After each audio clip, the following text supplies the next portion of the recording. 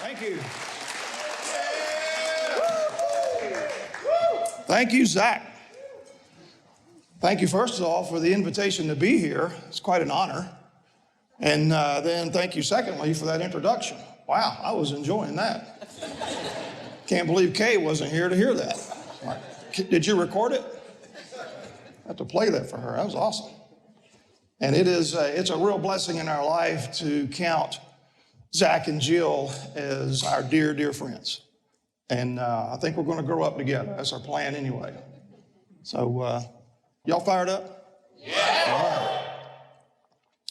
You know how frustrating it is to know something big that you want to accomplish in life, but you don't know exactly where to start?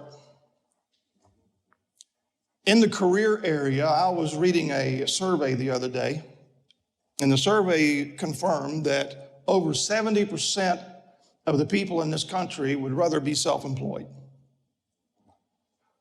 6% are. That's 64% difference. That's a pretty big gap. Why the gap? Ask myself why the gap. And one of the reasons for the gap is they don't know where to start.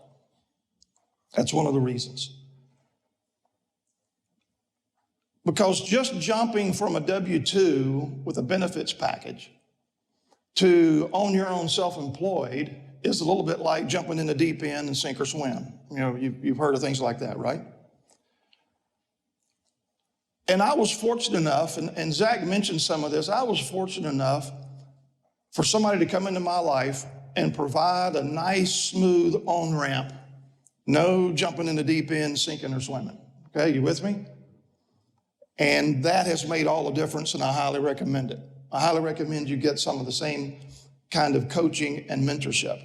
So what I want to do tonight, and Zach asked me to do this, and I gladly will, is to offer you some topics to talk to your coach about, some questions to ask your coach.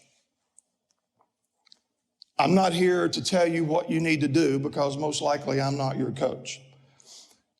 Topics like these, have you heard of these topics? Time management, discipline, distractions, commitment, game planning, goal setting, delayed gratification, business versus hobby, long-term thinking versus short-term thinking, focus, and then the B word. You know what the B word is? Budgeting. I had a big problem with budgeting, still got a big problem with budgeting. I buy too many shoes. I noticed a little while back I have more shoes than my wife Kay does. And I don't know it's happening. It's just all of a sudden, wow, I spent a lot of money. I spent way too much money on shoes because I think of all these scenarios and places I'll be that, wow, that color and that style would be perfect in that scenario. You know, brown leather watch band, brown leather belt, brown leather shoes, right? You get it. And then after a while, not many of those scenarios ever happened. And I got more shoes than Kay does. So someone, and it kind of snuck up on me. Someone told me about an app that I could get to put on my phone. So I got it. It was a free download. I wasn't going to spring for the cost of the app, but free download. It was a budgeting app to help you track stuff, and wow, it wasn't long till I realized, oh yeah, I got a problem. So clearly, something had to be done about that. And so without any procrastination, I immediately deleted the app. Problem solved. Been smooth sailing ever since. Kay, on the other hand, speaking of budgeting, she's a little bit more mathematical. I can tell you this, that since we've been in business for herself and been doing the budgeting thing, she has never gone over her number. And that's very edifiable until I tell you the rest of it. She has moved the decimal.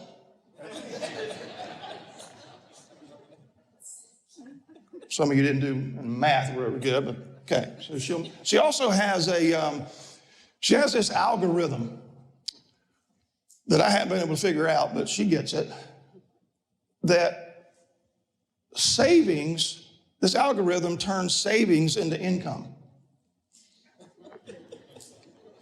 So if she buys an item that is, and she pays $40 for it, but it had been $90, that's an income of $50. So she paid $40, they paid her $50 to get it out of the store. So she's a total profit of what? You paying attention? $10, $10 profit. So she can go shopping all day and come home with bags and bags and $258 of profit. So we're pretty proud of Kay. She's helping our budget. But all of these topics, whether it's budget or focus or game planning, whatever it is, they could be, in certain settings, they could be some pretty heavy topics to talk about. And I've heard people talk about goal setting or time management or commitment. I've heard them talk hours about those things, and it could be that way. But tonight I'm not going to do that. I'm going to give you this version, and it's called Two Treasures, Our Two Treasures. And rather than tell you what you need to spend your money on, that's one treasure, and tell you what to do with your time, that's the other treasure. Rather than tell you how to spend your money and rather than tell you how to spend your time, I'm just going to simplify and clarify what your choices are. And then that'll give you some topics to talk to your coach about. Great news, though.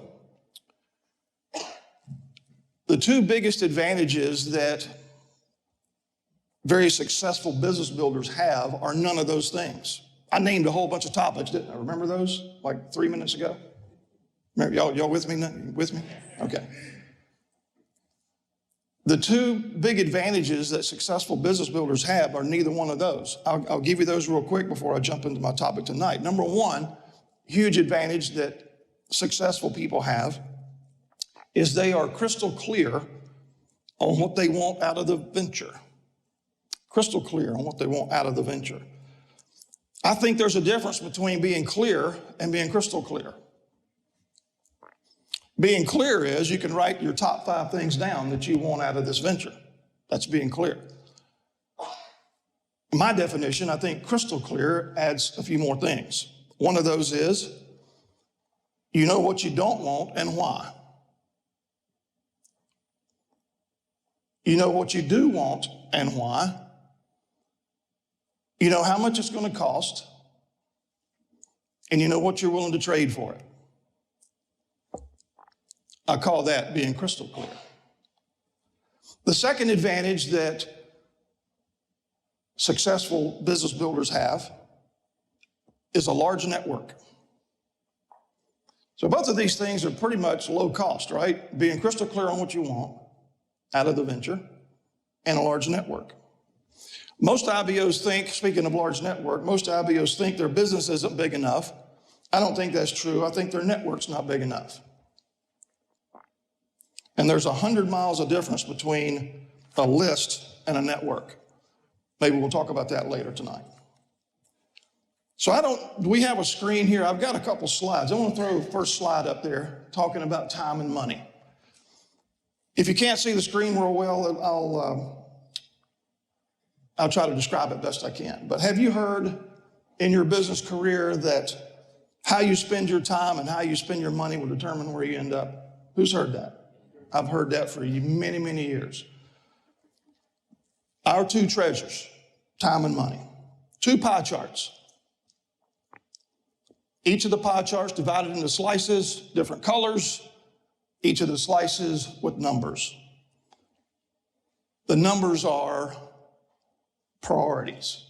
So money or time would go to a number 1 or 2 before it would go to a 4 or 5 or 6. You with me on that one? So the slices have numbers in it. This is just an organized way to look at your 2 treasures. It's also not only where money goes first, but it's also what we don't let interfere. Because if our 2 treasures are time and money, then we wouldn't want to be stuck at the end of the month with something at a low priority got done, but something at a high priority got left flapping in the breeze. I've done that before, have you? Okay, that's what we don't allow to interfere and what our priorities are. What you're also looking at, if you're looking at these 2 pie charts, one called time, one called money with the colorful slices and the numbers, you're looking at a master key. This is a master key to your goals. The ones you're crystal clear on that we just talked about. So yours is probably going to have 10, 12, 14 slices and 10 or 12 or 14 numbers. For illustration purposes, I just put 4 in this. This is also a GPS address. You know, when I left my house earlier this evening, you know where I really wanted to go? I wanted to go to Charleston and get some fresh seafood. That's where I wanted to go. But what I did is I got my GPS on my phone and I entered the address for Charlotte. And so I drove and drove and drove. And when I got here, the nice little lady on my GPS said, "You've arrived." I'm like, "This don't look like Charleston." Where you want to go and where you're going are two different things.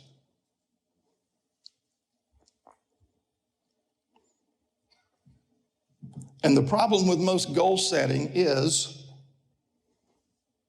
you know, you're crystal clear. They're where you want, the goals that you're crystal clear on are where you want to go, but there's a destination setting, a GPS setting that you're looking at on the screen. What we're doing with our time and what we're doing with our money. You tracking with me now? Okay, this is where we're going. Let's look at time first. I want to be sure you understand this. It's pretty simple. 24 hours in a day, nobody has less, nobody has more. So 100%. The time, have you ever heard people say their plate's full? Okay. Pie chart, plate, same thing. Have you ever heard people say they don't have time? You ask them to help you do something, they say they don't have time. You ever heard of that? Could you help me? I don't have time. Well, how much does everybody have in a day? 24 hours. Yeah, everybody's got the same amount of time. In my experience, every high ambition, even average ambition person, their time plate is already fully allocated and is prioritized. Now, they may be unaware of they may not be organized enough to know what the slices are named and how big or little they are and what the number is. But if we did a calendar forensic after 6 months, we'd be able to do a chart just like that, and we'd know where their time was spent, and we would know what their priorities are. Do you agree with me there?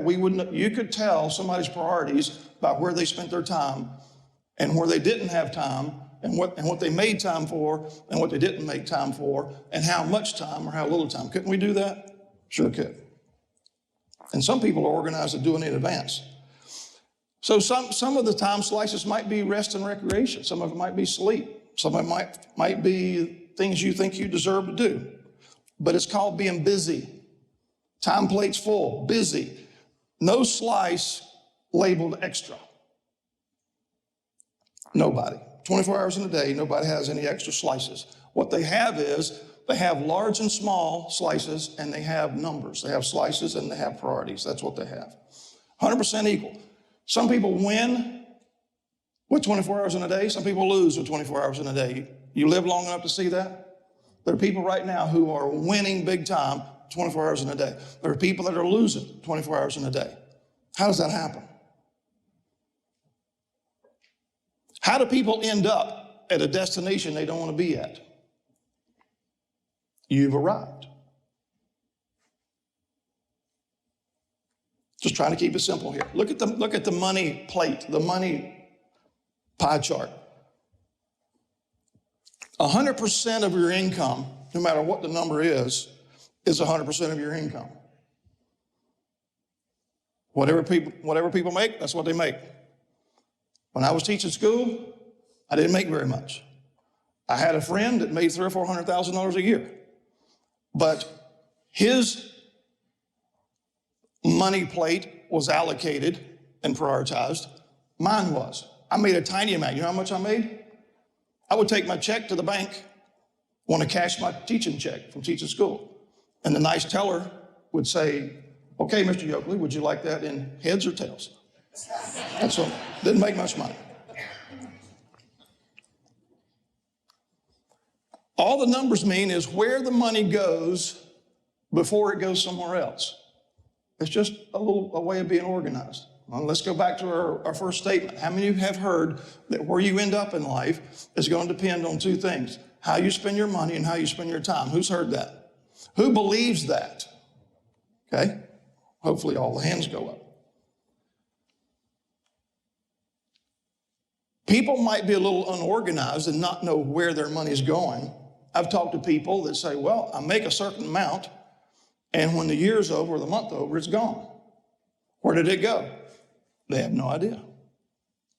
But if we were to go back and do a forensics of that year with their online account, their checkbook, and all that stuff, couldn't we do a pie chart like this of how much went where and what order? What got left off and what got done? Sure we could. Some people are organized enough that they can do that in advance. But just like me when I was teaching school, and just like my friend that made hundreds of thousands of dollars, there's no slice called extra. My rich uncle didn't have a slice called extra. We just have high priority, low priority, large slices, and small slices. That's what we got. 100% of income is 100% of income. 100% of time is 100% of time. So that puts everybody in this room on equal ground, whether it's the time plate or the money plate. People say, I got a full plate. I'm tapped out. Heard that one? Tapped out. Can't afford. Who's heard that? Who's heard those words? Who said those words? Yes. But we each have 100% of our income and 100% of our time. And the good news is that the next prospect you talk to, the good ones, both of these plates are going to already be full before you talk to them. What I mean by full is prioritized and allocated time and money before they meet you. Those are the good ones. Those are the good prospects. The prospects that have bored with life, looking for something to do with all these $100 of bills laying around, probably not that good a prospect. Slide number 2. And remember what you see on slide number 1. You just got two plates, 2 pie charts. On slide number 2, these exact same plates, colorful slices, time and money, prioritized 1, 2, 3, and 4. Yours may have 6, 7, 8, 9, 10, 11, 12. I'm just keeping it simple here. And the only thing different on slide number 2 is you see some extra slices out on the desktop. I call those good intention slices.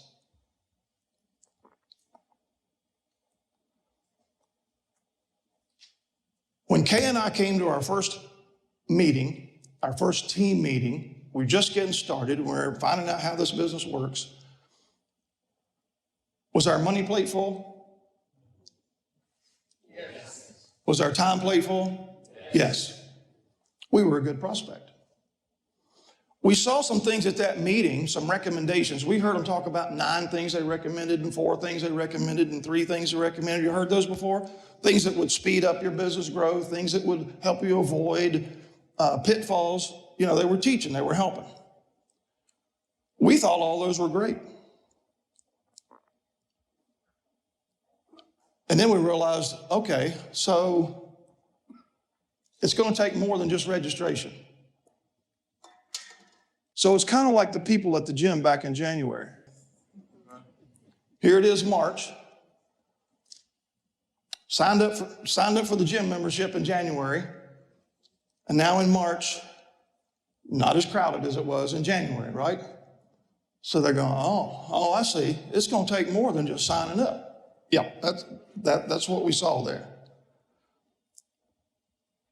Now what we had at our first team meeting, and when we were hearing some audios and talking to our coaches,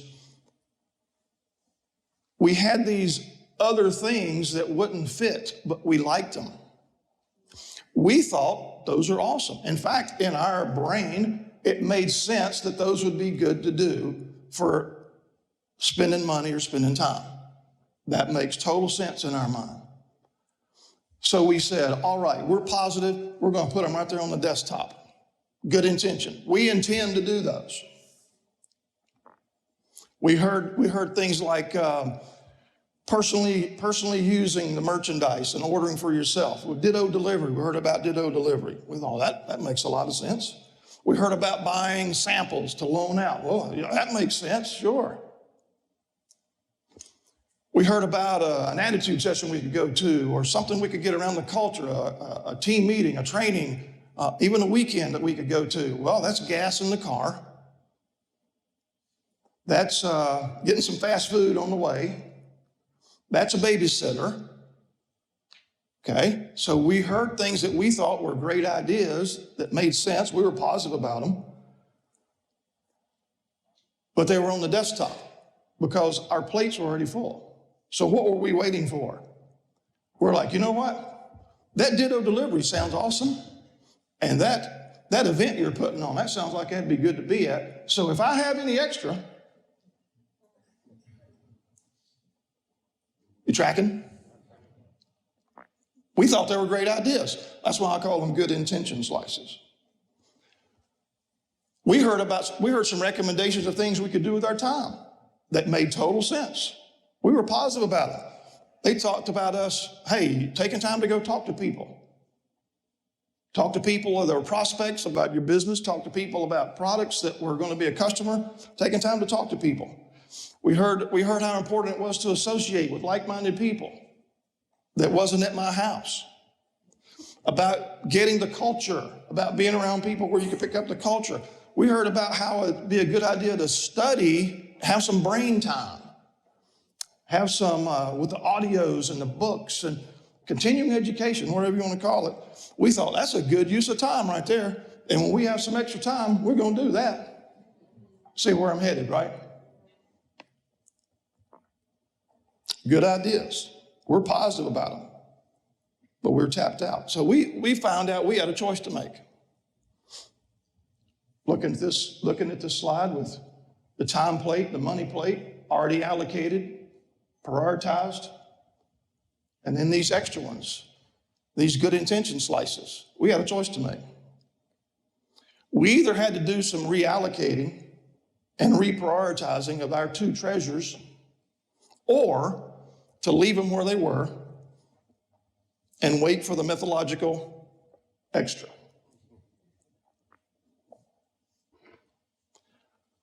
Honestly, our preference was to reach our goals and our destination and our top 5 that we were crystal clear about without changing anything. Just being honest, that was our goal. We wanted a better life, but we didn't want to change anything. Because we had the time plate done, we had the money plate done, okay. We wanted to get where we wanted to go instead of where we were going. Because the allocation of time and money to treasures is a GPS address. You've heard that for many years because you just told me a few minutes ago that you've heard that where we end up depends on how you spend your time and how you spend your money. You know why New Year's resolutions have such a high failure rate? And they do. You know that. Who knows that? Who knows New Year's resolutions have a high failure rate? Of course they do. It's not because people are lazy. That's not it. It's not because they lack discipline. Nope. It's not because they get distracted. Nope. It's not lack of focus. No. It's because their two treasures did not get adjusted to match the new goal. The new destination was where they wanted to go, and the GPS address didn't get adjusted. They still had the same GPS address that they had originally. You with me? All right. That's why New Year's resolutions don't work. It's not because people need to be more disciplined or more focused. In fact, I'll talk about this a little bit more in a few minutes. I think discipline's overrated. I think it should be unnecessary. I think a business owner that has to be talked about, I think a business owner that needs to hear a talk about focus should be a waste of time. Or commitment, any of these things. I'll talk about that in a minute. Don't want to get ahead of myself. Kay and I realized that if these good intention slices, we realized this pretty quick actually, if these good ideas, good intentions didn't make it onto our calendar, time plate, and into our budget, money plate, if they didn't come off of the desktop onto the plate, that it wasn't going to get done. That's the way we were at our house, because we just were not finding the extra. It just wasn't happening.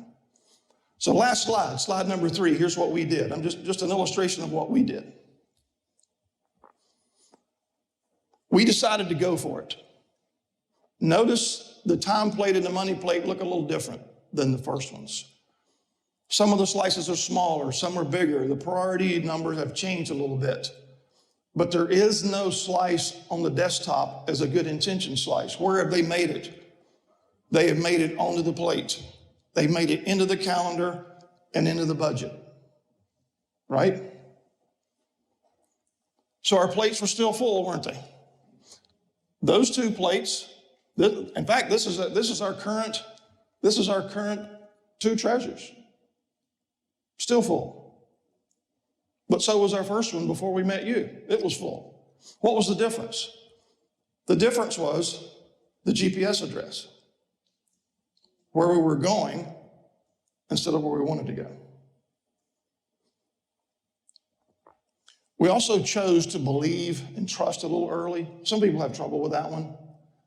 They, especially these days, 2024, we believed and trusted early that some reallocation and some reprioritizing would get us to a new destination. We chose to believe that. We chose to trust that. We replaced some slices that were on our original plates. We shrunk some slices. We reprioritized some slices.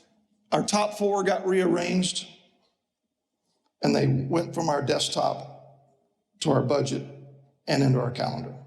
Some of them even made it into the top 4. The reason I've got 4, and the reason I've got a theory that the things that are in your top 4, you're probably going to win at. Maybe even 5 or 6. But I firmly believe, this is my theory, that our top 4, we're going to win at those. 11, 12, 14, maybe not going to win at those. But there's nothing wrong with doing them. But really win big, I think top 4. That's just my opinion. New GPS coordinates, new destination.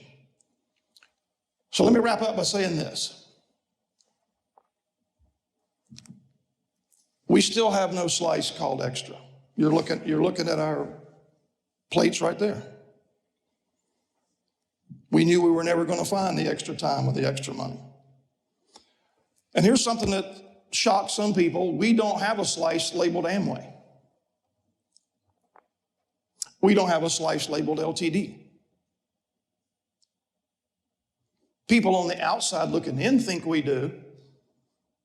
And they think, wow, you sure do prioritize that Amway business. We're pretty high. That's the way they look at it. But you and I know something. Kay and I aren't prioritizing our Amway business and LTD. What are we prioritizing? Our goals. The goals that we're crystal clear on. That's our priorities. It's not about Amway and LTD. I got some really bad advice a long time ago. A lot of you have heard it. I thought it sounded good when I first heard it. Turns out it was terrible advice for me. And I don't mind sharing it with you, but you might think it's great advice. Some of the worst advice I've ever been given is that your priorities should be God, family, country. And it sounds good until you think about it. For me, those categories were way too broad. Now, I highly prioritize my relationship with God. That's a real high priority. But there's so many derivatives and activities that could be thrown into that bucket. You with me? And so maybe there's like 3 or 4 or 5 levels of priority for God. But my relationship, personal relationship, is top. But the derivatives get lower. You with me on that? Same thing with family. I love my family, but family doesn't mean relatives. Just because I'm related to you doesn't mean I can put you at the number 2 priority in my life. If you live at my house, yeah. No problem. My wife and daughter, high, very high priority. If they called right now, I would leave this venue and go if they needed me, and I'm the only one that could do what needed to be done, because they're a higher priority than me having a business function. You with me? But if my brother calls, I'll see you tomorrow. Cousin, niece, nephew.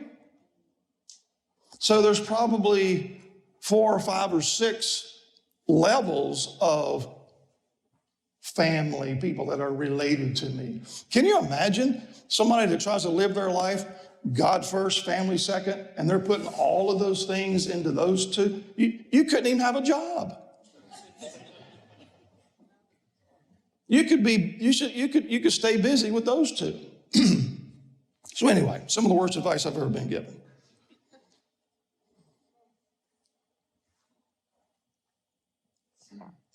So I've mentioned a few things tonight. I mentioned time management, budgeting. The next time you hear a talk from somebody that wants to spend a lot of time talking to you about distractions and commitment and focus, not a problem. They're allowed to do that. But just, you got to know, they think you still have slices on your desktop. They think that's their audience. That they're talking to people who are looking for the extra time to fit some of these good ideas into, and then focus and distractions and all that stuff, commitment come into play. But if somebody has this, it's already on the calendar, it's already in the budget. Didn't we all have that before we saw the business plan? How much commitment did we have to have then? If it was on the calendar, it got done. If it's in the budget, it got purchased. That's the way we rolled, wasn't it? Well, why can't we roll that way now? I think we need to be disciplined one time for about 2 hours. And then I don't think discipline should matter anymore. And when do you think that is? One time for 2 hours with a coach or a mentor or somebody you respect is setting this up. Changing the GPS address. How big a slice, how small a slice? 100% of the time, 100% of income. What priority is it? Is it a 7 or a 4? Is it a 10 or a 2? And then let's be sure that the high priority stuff gets done and the low priority stuff might not, because it might run out of time or money. But you know what? That's way better than number 10 and 13 getting done and the month is over and number 2 didn't get done or purchased or whatever that is. Does that make sense to y'all? Makes perfect sense to me. I'm just trying to get it across. So I think we need to be disciplined one time for a couple hours to get this set up. And then once it's set up, I don't think you need to hear a talk on discipline anymore. Now, if you still have some good intention slices floating around, yeah, you need a talk on discipline and commitment about every week and a half. So I'll wrap it up with this. We all have 2 treasures, people. And we're all going to hear those 2 words, you've arrived. Y'all have a great night. Thank you.